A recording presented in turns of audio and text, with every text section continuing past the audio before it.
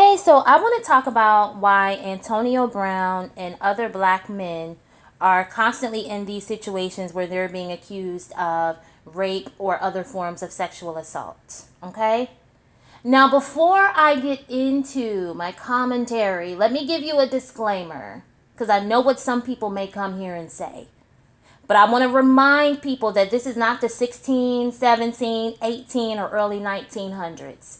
It's 2019 and you niggas should know better.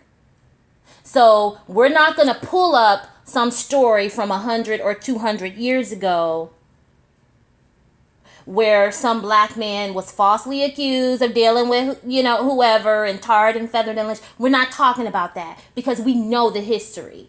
We're talking about the modern era. And we're also talking about the fact that given that we know the history, you dumbass niggas should know better. And you shouldn't keep getting yourselves in these fucked up ass situations and then looking at the rest of the black collective and expecting people to care. Okay? So if you're not familiar with Antonio Brown, he's an NFL player. He's been in and out of the news recently because apparently he's a good player, but maybe there have been some issues with him being able to get along with some of the coaches, and so he was released from one team, and then the next day got signed on to, I believe, the New England Patriots. And all of that took place over the weekend, and then by Monday or Tuesday, a woman who was his former trainer came out and acknowledged that she is filing a civil suit because she's saying that in two separate instances he sexually assaulted her, and in a third instance he raped her. Okay? Now he's saying that any sexual interactions between them were consensual. So we'll see what happens with the lawsuit. This is what I want to say. A few years ago, Mike Pence was laughed at when he acknowledged that he does not meet with women unless his wife is with him. And a lot of people said, oh, he feels that way because he can't control his sexual urges. No. He feels that way because he knows Hannah and Becky. He was raised by Hannah and Becky. And he was basically saying, y'all hoes ain't gonna get me caught up. Okay? That's basically what he was saying, and he was laughed at. Let me tell y'all something. The reason that so many black men end up in situations like Antonio Brown is for one of two reasons. A, I told y'all before on my other channel that black men lack situational awareness. They don't know how to keep themselves out of dumb shit. Okay? And their lack of situational awareness causes them to get into situations ranging from, they have all this money, but they feel like they need to go back to the hood, but they don't realize that those dudes are actually jealous of them, and so they end up being killed or robbed. Or they end up in these situations where, while they have been taught to hate the women that share their own phenotype, they don't realize, okay, that a lot of the things that black women are demonized for are actually like human traits. And so you have fucked up people amongst all races. And so they deal with these other races of women and their guard is completely down, and then they put themselves in a bad situation, and I'm supposed to give a fuck. Okay? So that's A, their lack of situational awareness. B,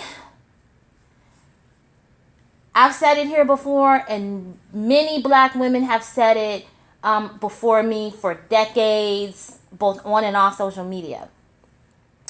But B, black people have been taught that certain behaviors are normal when those behaviors are actually abusive.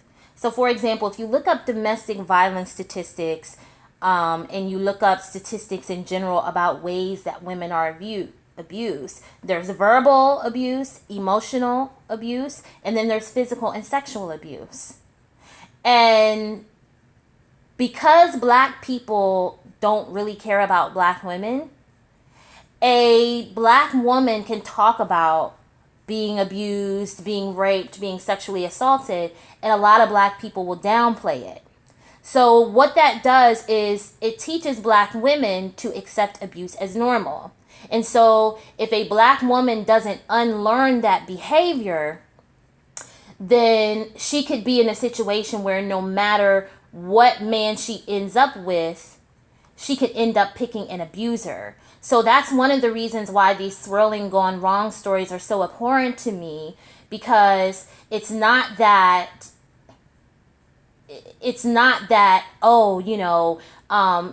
certain relationships are more prone to be abusive just because the black woman is not with the black man. It's not that at all, because the rates of domestic violence in those relationships are actually very low.